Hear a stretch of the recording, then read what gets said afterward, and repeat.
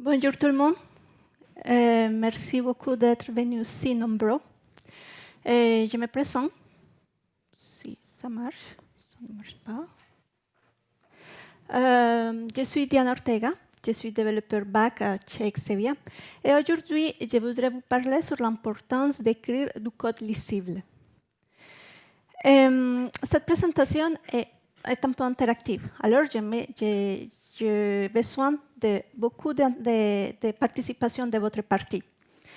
Et je vais vous présenter les différents bouts de code. Et pour réchauffer un peu, on va vous faire un petit test du code Scala. Ne vous inquiétez pas si vous n'avez jamais écrit du code Scala. C'est du code très simple. Je vais vous présenter un bout de code pendant 10 secondes et après, je vais vous poser certaines questions. Vous êtes prêts? Allez, on commence.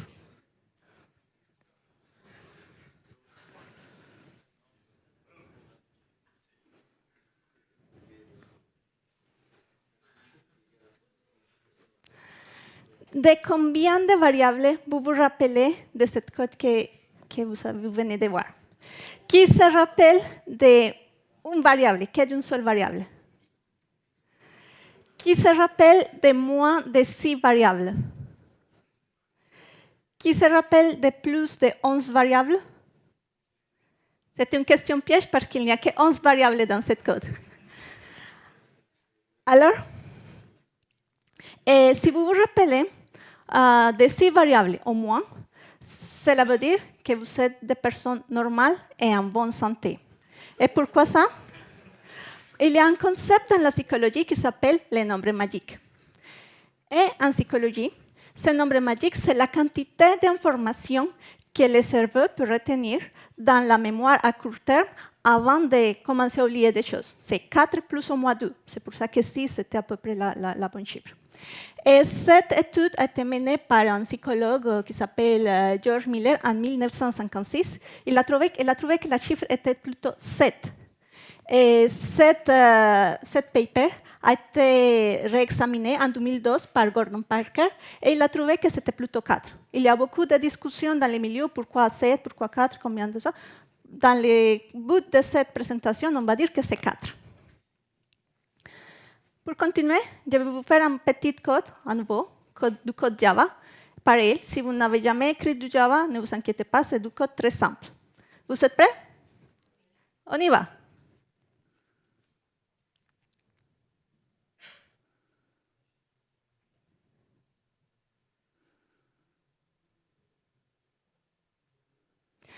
De combien de variables vous rappelez? De quelles variables vous vous rappelez? Est-ce que quelqu'un peut me donner le nom de 4 variables qu'il y avait dans cette code? Quelqu'un? J'entends pause. Vélocité. Très bien. Et pourquoi c'est ça? Parce que dans ce cas, on a utilisé plutôt pas la mémoire à court terme, mais la mémoire à long terme. Dans ce cas, le code était un peu plus contextualisé. Et en plus, il y a beaucoup de variables. On sait que pour les études mathématiques qu'on a fait, que c'est un volume, qu'il y a des positions, c'est une seule chose, dans 3 dimensions. Alors, on comprend les formats que se posent, x, y et z, la dimension, et peut-être des variables différentes comme les time, les couleurs, les noms, mais on reste dans le contexte de la situation. Et si je vous demande de quelle variable vous rappelez du premier test, est-ce que quelqu'un peut me dire 3? Parce que ce sont des variables qu'on utilise tous les jours. On vient de voir que tous les cerveaux ont des limitations. Pendant cette présentation, vous allez probablement vous rappeler des variables que je vais vous montrer dans le 12e test. Mais pendant la présentation, je vais vous montrer aussi comment utiliser des autres capacités de votre cerveau pour écrire et après lire un meilleur code. Pourquoi c'est important pour moi ça? Normalement, quand on arrive dans un projet, il y a une base de code existant. Le projet dont je suis aujourd'hui, il y a une base de code de plus d'un an. Il y a beaucoup de code. En 2013, la quantité de lignes de code estimée était de 1 trillion de lignes de code. Aujourd'hui, depuis la dernière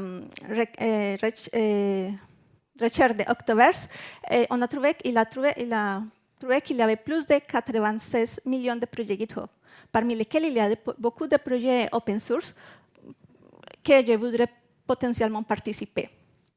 90% du travail d'un développeur consiste à lire du code. Et vous venez de voir qu'on ne peut pas se fier à la mémoire de court terme.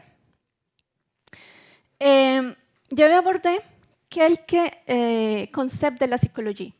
Je ne suis pas psychologue, mais je cherchais ça pour justifier tout ce qu'il y a dans la littérature qu'on lit dans la Clean Code, toute la théorie de Craft, parce que ça m'intéresse, moi, d'écrire et de potentiellement lire de meilleurs codes.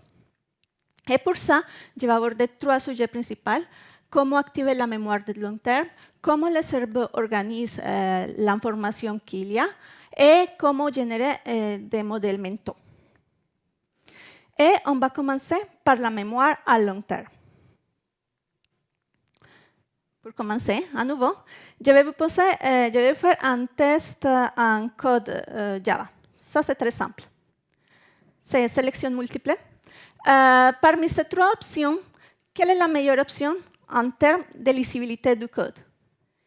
Qui vote pour l'option A? Qui vote pour l'option B? Qui vote pour l'option C? Très bien. Vous êtes libre, il n'y a pas une bonne réponse. Pour moi, l'option que je lis, que c'est plus facile pour moi à lire, c'est l'option A. Pourquoi? Pour voir ça, on va imaginer qu'on n'est pas des développeurs Java, c'était du code Java, qu'on arrive de finir notre cours Java et on doit savoir qu'est-ce qui fait ce code. Alors, je finis mon cours, je vois cette ligne de code, je vois qu'il y a le mot for. Je sais pour mes cours de programmation que for c'est en boucle. Alors, on va faire en boucle. Il y a quelque chose qui s'appelle string char, c'est comme la déclaration d'une variable qui s'appelle char, que c'est de type string. Il y a de l'autre côté quelque chose qui ressemble à une collection, et cela veut dire que peut-être je vais parcourir la collection, chaque élément je le vais mettre dans char, et ensuite je vais imprimer en console la variable char. Mais ce n'est pas la première fois qu'on voit ce type de code. Si on est des développeurs confirmés Java, probablement on a vu ce type de code beaucoup de fois. Alors, on regarde cette ligne de code et on n'a pas besoin de faire aucune analyse. On simplement dit, ah oui, on va itérer sur la collection de char et on sait que c'est une collection de strings. Pourquoi? Parce que c'est du code idiomatique. Le code idiomatique, c'est le code qui s'utilise partout dans la communauté. Ça devient presque un pattern que tout le monde utilise et qu'on apprend à utiliser tout le temps. Si c'était un langage connu, mais ce n'est pas du code idiomatique, par exemple l'option C, je dois refaire tout le processus, surtout parce que dans la partie finale, c'est très complexe dans la façon comme j'incrémente la variable i. C'est pour ça que c'est très important d'utiliser des codes idiomatiques. Il y a des idiomes dans tous les langages. Dans Java, on vient de voir qu'on a par exemple ce type de code. Dans des langages avec orientation fonctionnelle, on a par exemple les FlatMap, pas que de code idiomatique, on a aussi les patterns dans Go, par exemple, c'est la déclaration d'une constante, et des patterns comme les builders, que si on connaît un peu les patterns de conception, on voit des notations spécifiques et on sait qu'est-ce que cela veut dire. Ce sont des choses qui sont reconnues immédiatement pour nos cerveaux, d'un seul coup. Pourquoi ça marche? Parce que nos cerveaux, ce sont des machines à reconnaître des formes. Et ça aide à activer notre mémoire à long terme. Comment on peut activer cette machine, cette caractéristique du cerveau avec l'utilisation des patterns, la connaissance de ces patterns, l'utilisation des codes idiomatiques, faire une séparation par couche, en utilisant les standards du langage. Par exemple, dans les premiers tests, c'était très compliqué parce que les variables n'avaient même pas les mêmes standards. Et se familiariser avec les codes. C'est très important de connaître le langage que vous utilisez. Savoir, par exemple, à quoi sert un flat map dans un langage avec orientation fonctionnelle. Il faut aussi avoir de cohérence dans ce qu'on fait. Dans les noms de variables, par exemple, dans les noms de méthodes, dans les noms du package, la façon comme on formate les codes, et dans la manière comme on fait l'interaction des services. Mais seulement documenter ça, ça ne suffit pas. Il faut automatiser. Qu'est-ce qu'on peut automatiser? Par exemple, le formatage du code. La plupart des langages ont des outils qui nous permettent de formater du code. On a par exemple un Go, FMT. On a des FMT aussi pour Java ou pour Scala. Et pour JavaScript, on a des ESLint qui nous permet de créer des rôles. Et si le développeur, pendant la compilation, ne fait pas ce rôle, ça va lancer des warnings. Et c'est une manière de faciliter la vie des développeurs. Mais il y a des compromis à faire. Parfois, d'écrire code lisible, ça fait des compromis dans la performance du code. Normalement, on ne fait pas on fait des codes lisibles et on ne pense pas trop à la performance, et c'est très normal. C'est plus important de faire du code lisible parce qu'on va avoir de la maintenance après. Mais dans certains cas spécifiques, il faudrait penser à ça. À nouveau, la question. De quelle variable vous rappelez du test 2? Quelqu'un peut me mentionner 3? Très bien, on se rappelle encore du deuxième test. Tout ça, c'est, comme j'avais dit tout à l'heure, parce que toutes les variables appartiennent au même domaine. Bon. On sait déjà comment utiliser notre mémoire à long terme. Maintenant, on va voir comment le cerveau organise l'information. Vous vous rappelez de ce chiffre? C'est la quantité d'informations qu'on avait dit tout à l'heure qu'on pouvait retenir dans notre mémoire à court terme. Ça semble un chiffre très petit, mais on peut la faire beaucoup plus puissant. Et pour vous montrer cette théorie, je vais vous montrer, je vais vous faire un nouveau test. Cette fois, je vais vous montrer 3 bouts de code pendant 3 secondes chacun, et vous allez me dire que fait ce code. Allez, on y va. Que fait ce code? On essaye à nouveau avec la deuxième. On essaye le deuxième code. Pardon, on y va. Que fait ce code? C'était un peu plus facile à lire, mais encore, c'est compliqué en un seul coup d'œil. On va avec le troisième bout de code. Que fait cette code? On a une idée, je vois qu'on a une idée beaucoup plus claire que fait cette code. En effet, c'était le même code. C'était exactement le même code. La seule différence, c'est que c'était organisé de manière différente. Pourquoi? Parce que les espaces sont aussi du code. Et ça nous vient à une chose très importante. Pour faire ces petits chiffres beaucoup plus, les 4 beaucoup plus puissants, il faut regrouper. Il faut séparer les idées à l'intérieur du code. Comment on sépare les idées? Avec des espaces, par exemple. C'est pour ça que c'est important que chaque méthode implémente très peu d'idées. Il y a des organisations où ils posent des règles pour la quantité limite de lignes de code qu'il faut faire. Par exemple, 10, pour dire quelque chose. Mais c'est juste dans le but d'avoir très peu d'idées dans une méthode et pouvoir que soit plus lisible et plus maintenible. Comment on arrive à faire ça? En utilisant des classes, des interfaces, des éléments de langage qui nous permettent de faire ça. Il faut aussi utiliser aussi des packages. Attention au nom. Et très attention, il faut plutôt éviter d'avoir un grand package qui s'appelle utile, parce que normalement, ce package devient un repository de tout ce qu'on n'a pas pu classifier autrement. C'est là qu'on le met. interdit. Bon, on sait maintenant comment organiser notre travail. On est prêt à écrire du code lisible. Il y a un petit souci. Normalement, la quantité de code qu'on a, ce n'est pas ce qui arrive on voit dans son écran. C'est tous ces écrans noirs qu'on a là. Et l'écran de nos ordinateurs sont comme une petite fenêtre qui nous permet de voir seulement une petite vue de ce code. Les autres choses sont obscures. Qu'est-ce que ça veut dire? Que je dois lire le code et commencer à faire un modèle de ce qui arrive. Pour mieux exprimer ce que je veux dire, on va imaginer que ça, c'est votre cerveau. Et là, c'est votre focus d'attention. Vous commencez à lire du code. Ça, c'est un petit morceau du code, la déclaration d'une variable. Elle arrive et votre attention est là. Vous continuez à lire du code. Vous continuez à lire du code, mais comme vous êtes fatigué, c'est 15h35, vous n'avez pas encore eu le café vient après, il n'y a que 3 éléments qui retiennent votre attention, alors il y a un nouveau élément, il y a quelque chose qui est perdu de mon attention, et je continue à lire du code, il y a mon attention bouge à nouveau, etc.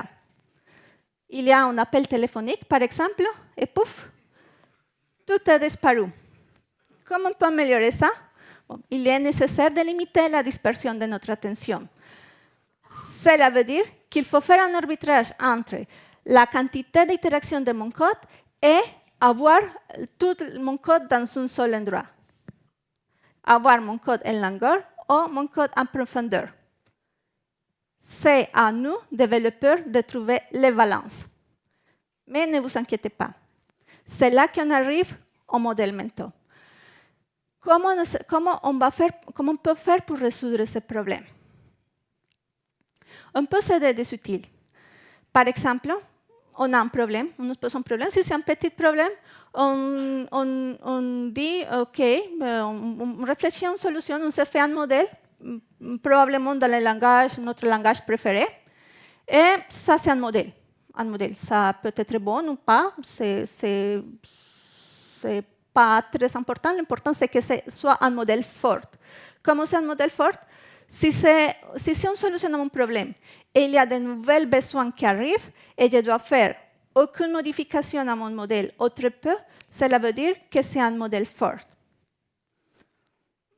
Si ce n'est pas le cas, alors probablement ce n'est pas un modèle fort. Mais heureusement, l'ingénierie, l'informatique, nous donne des outils pour créer des modèles forts.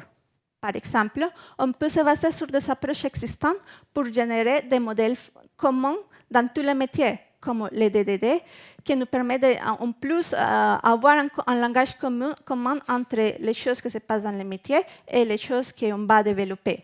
On peut aussi concevoir des architectures hexagonales qui nous permettent aussi d'isoler les problèmes en des petits systèmes. À niveau du code, on peut aussi générer de bons modèles mentaux en utilisant le test-driven development. Ça nous aide aussi à évoluer nos modèles mentaux de la solution et tester si c'est fort. Très bien. Maintenant, on est prêt à écrire du bon code. Si on se base sur l'existant, nos cerveaux sont beaucoup plus prêts à construire de bons modèles. Et cela veut dire qu'on va écrire des codes beaucoup plus lisibles et avoir de meilleures solutions. Mais comme d'habitude, il y a aussi des problèmes. Cette fois, ce n'est pas un test. C'est un exemple que je vais vous montrer. Et cette fois, c'est un exemple Elixir. Peut-être qu'ici, il n'y a pas beaucoup de développeurs Elixir, ou oui, je ne sais pas. Mais si je vous montre ce type de code, et vous êtes des développeurs Elixir, mais vous ne connaissez pas SQL, vous allez vous focaliser dans la partie en haut. Si vous n'êtes pas de développeur Elixir, mais vous connaissez un peu SQL, vous allez vous focaliser dans le Create Index. Et cela veut dire qu'il y a une charge mentale un peu plus grande. Pourquoi? bah, quand on commence à regarder le code, bah, la première partie, peut-être en Elixir, c'est la création d'une méthode. J'ai fait l'alter d'une table dans le code. Et après, j'ai fait un SQL, que si je ne connais pas SQL, ça sera difficile, mais si je sais SQL, je sais que je vais créer un index. Le truc, c'est que là, on est en train de mélanger deux types d'abstraction. Cela veut dire qu'on doit faire des pas extra dans nos cerveaux pour pouvoir modifier ou lire ce code. C'est beaucoup plus de charge mentale. C'est de la charge cognitive. Comment on peut réduire la charge cognitive? Bah, déjà, on avait parlé avec la création des modèles forts, en évitant la dépendance cyclique et en évitant de mélanger les abstractions. Bon, j'ai parlé ici beaucoup de choses sur ça, mais le temps s'est écoulé. Je voulais juste vous donner des outils pour pouvoir lire, avoir des codes lisibles. Il y a une phrase de Ken Beck, que c'est le coin vecteur du XP, un des premiers signeurs des manifestes agiles, l'inventeur du TDD, de JUnit, qui dit « Make it work, make it right, make it fast ». Quand il parle de « make it right », c'est faire du code lisible. Comment on peut faire du code lisible? Bah, nous avons une charge cognitive limitée. C'est 4 et on ne peut rien faire par rapport à ça. Mais on peut mieux exploiter ces petits nombres. Avec la cohérence, avec le regroupement dans notre code, en trouvant l'équilibre des abstractions qu'on code et en créant des modèles mentaux forts.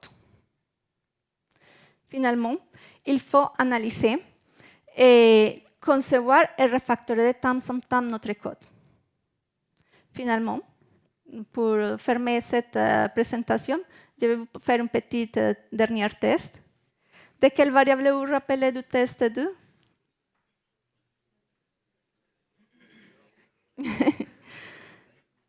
Merci beaucoup.